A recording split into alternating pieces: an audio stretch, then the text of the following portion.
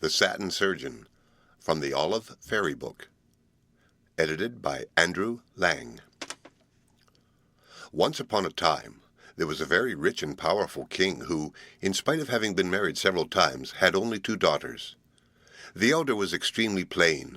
She squinted and was hunchbacked, but at the same time she was very clever and amusing, so, though at heart both spiteful and untruthful, she was her father's favorite. The younger princess, on the other hand, was both lovely and sweet-tempered, and those who knew her well could hardly say whether her charming face or pleasant manners were the more attractive. The neighboring country was governed by a young emperor who, though not much over 20 years of age, had shown great courage in battle, and had he wished it, might very likely have conquered the whole world.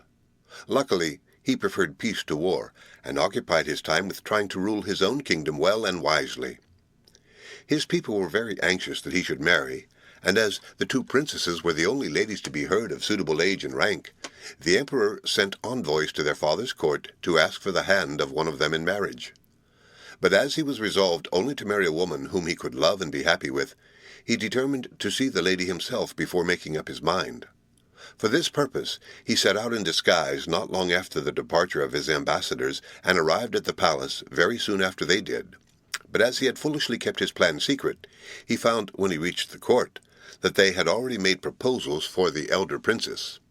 Now, the emperor might just as well have gone openly, for his presence soon became known, and when the king heard of it he prepared to receive him royally, though of course he had to pretend that he had no idea who he was. So it was settled that the ambassadors should present their master under the name of one of the princes, and in this manner he was received by the king. At night there was a grand ball at which the young emperor was able to see the 2 princesses and to make their acquaintance. The ugly face and figure and spiteful remarks of the elder displeased him so greatly that he felt he could not marry her even if she owned 10 kingdoms, whilst the sweet face and gentle manners of the younger sister charmed him so much that he would gladly have shared his throne with her had she been only a simple shepherdess. He found it very difficult to conceal his thoughts and to pay the elder princess the amount of attention due to her, though he did his best to be polite. While all he saw or heard during the next few days only increased his love for her younger sister, and at last he confessed that his dearest wish was to make her his wife if she and her father would grant his desire. He had commanded his ambassadors to put off their farewell audience for a little time, hoping that the king might perceive the state of his feelings. But when it could be deferred no longer, he bade them propose in his name for the younger princess. On hearing this news, so different from what he had been led to expect, the king, who, as we have said before, was devoted to his elder daughter and entirely under her influence, could hardly contain his displeasure. Directly the audience was over, he sent for the princess and told her of the insolent proposal the emperor had made for her sister. The princess was even more furious than her father, and after consulting together, they decided to send the younger daughter to some distant place out of reach of the young emperor. But where this should be they did not quite know. However, at length, after they had both racked their brains to find a suitable prison, they fixed on a lonely castle called the Desert Tower, where they thought she would be quite safe. Meantime, it was thought best to let the court gaieties go on as usual, and orders were given for all sorts of splendid entertainments. And on the day that was fixed for carrying off the princess, the whole court was invited to a great hunt in the forest. The emperor and the young princess were counting the hours till the morning, which promised to be so delightful, should dawn. The king and his guest arrived together at the meeting place, but what was the surprise and distress of the young man at not seeing the object of his love amongst the ladies present? He waited anxiously, looking up and down, not hearing anything that the king said to him. And when the hunt began and she still was absent, he declined to follow and spent the whole day seeking her, but in vain. On his return, one of his attendants told him that some hours before he had met the princess's carriage, escorted by a troop of soldiers who were riding on each side, so that no one could get speech of her. He had followed them at a distance and saw them stop at the Desert Tower, and on its return he noticed that the carriage was empty. The emperor was deeply grieved by this news. He left the court at once and ordered his ambassadors to declare war the very next day unless the king promised to set free the princess. And more than this, no sooner had he reached his own country than he raised a large army with which he seized the frontier towns before his enemy had time to collect any troops. But, ere he quitted the court, He took care to write a letter to his beloved princess, imploring her to have patience and trust to him, and this he gave into the hands of his favorite equerry, who would, he knew, lay down his life in his service. With many precautions, the equerry managed to examine the surroundings of the tower, and at last discovered not only where the princess lodged, but that a little window in her room looked out on a desolate plot full of brambles. Now the unhappy princess was much annoyed that she was not even allowed to take the air at this little window, which was the only one in her room. Her keeper was her elder sister's former nurse, a woman whose eyes never slept. Not for an instant could she be induced to stir from the side of the princess, and she watched her slightest movement.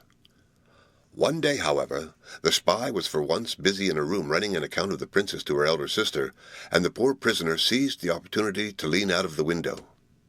As she looked about her, she noticed a man hidden amongst the bushes, who stepped forward as soon as he caught sight of her and showed her a letter which he took from his jerkin.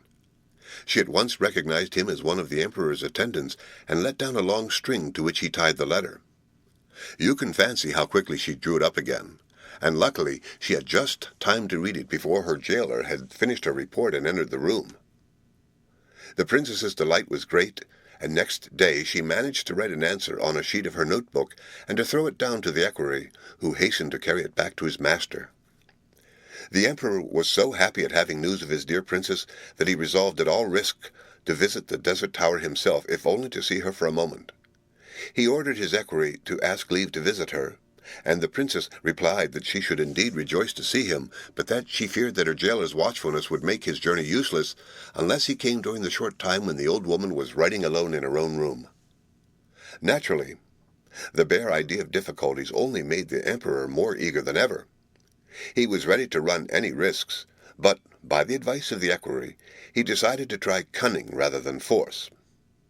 In his next letter, he enclosed a sleeping powder which the princess managed to mix with her jailer's supper, so that when the emperor reached the tower in the evening, the princess appeared fearlessly at her window on hearing his signal. They had a long and delightful conversation, and parted in the fond hope that their meeting had not been observed. But in this they were sadly mistaken. The watchful eyes of the old nurse were proof against any sleeping draught. She had seen and heard all, and lost no time in writing to report everything to her mistress. The news made the spiteful little hunchback furious, and she resolved to be cruelly revenged for the contempt with which the emperor had treated her. She ordered her nurse to pretend not to notice what might be passing, and meantime she had a trap made so that if the emperor pushed his way through the brambles at the foot of the tower, it would not only catch him as if he were a mouse, but would let loose a number of poisoned arrows which would pierce him all over. When it was ready, the trap was hidden amongst the brambles without being observed by the princess. That same evening the emperor hurried to the tower with all the impatience of love. As he came near, he heard the princess break into a long, joyous peal of laughter. He advanced quickly to give the usual signal, when suddenly his foot trod on something, he knew not what.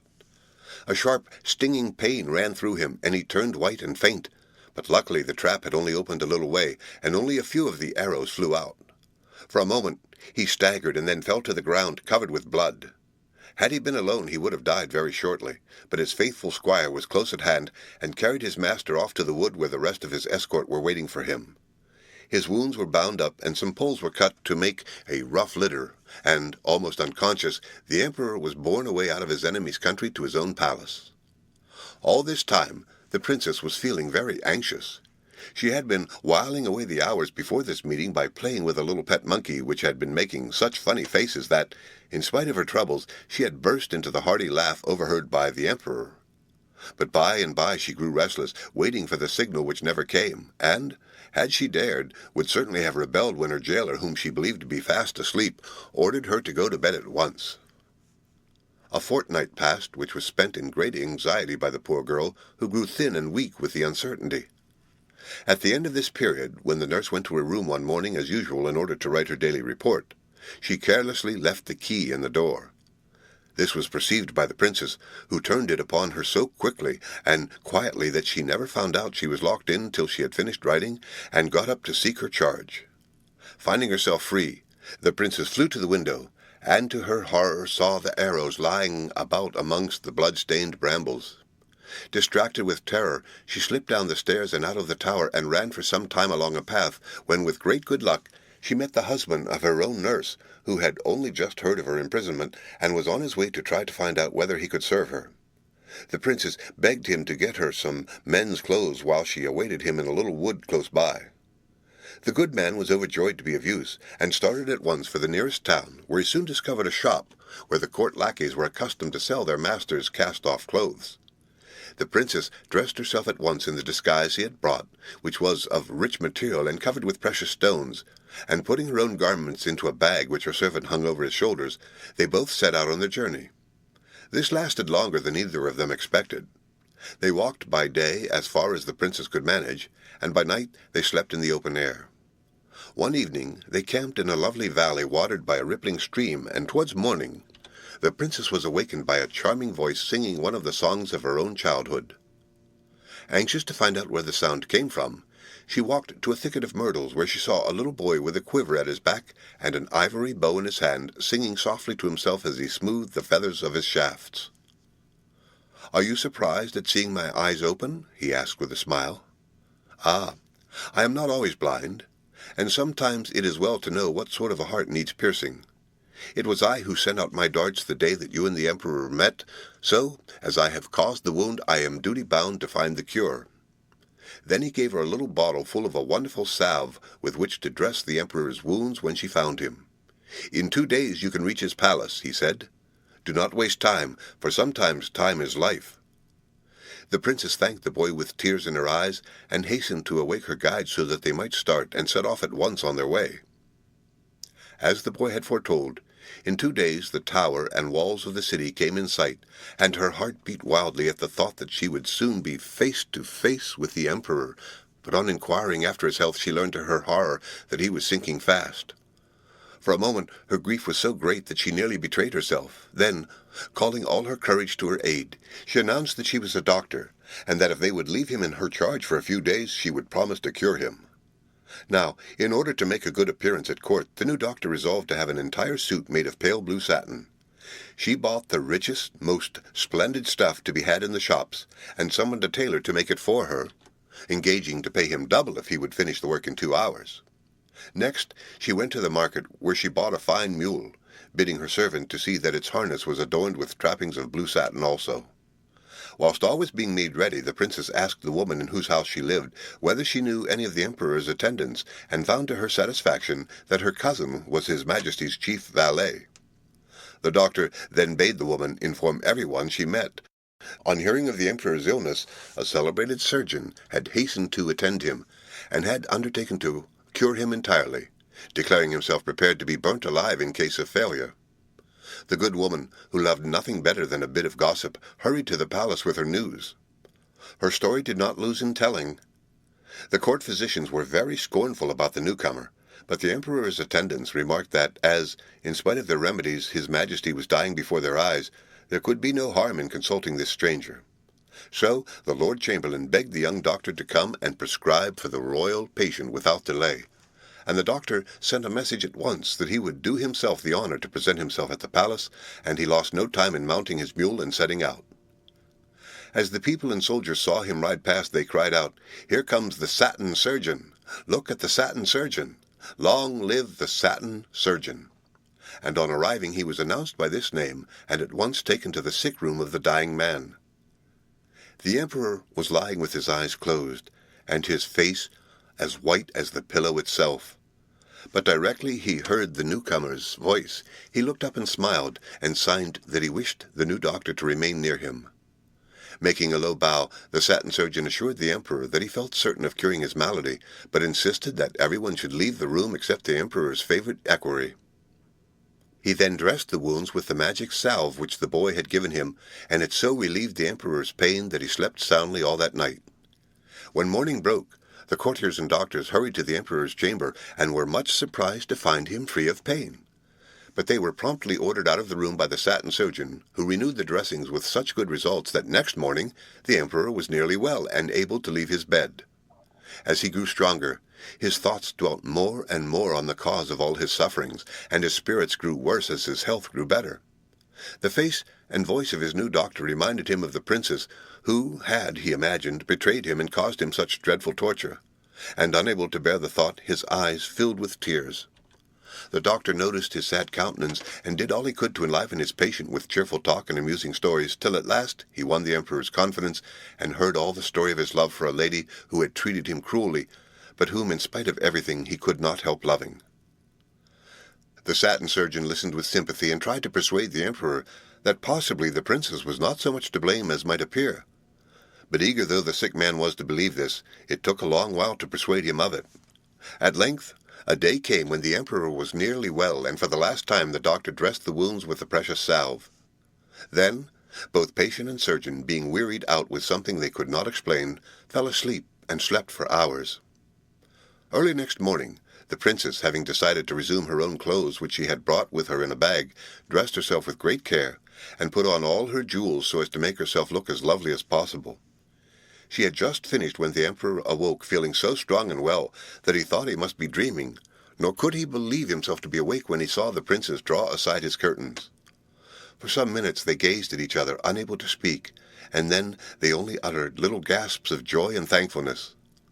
By and by, the princess told him the whole story of her adventures since their last interview at the desert tower, and the emperor, weak as he was, threw himself at her feet with vows of love and gratitude, without ever giving a thought to the fact that the household and court physicians were awaiting their summons in the anteroom.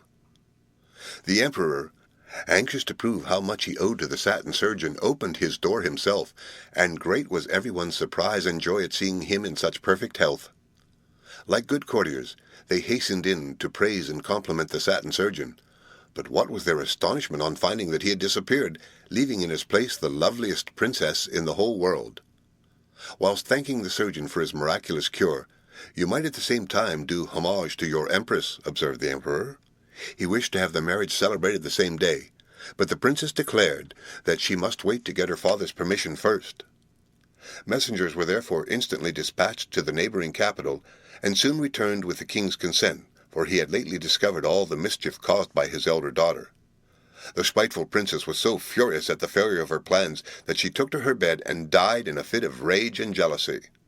No one grieved for her, and the king, being tired of the fatigues of government, gave up his crown to his younger daughter, so the two kingdoms henceforth became one.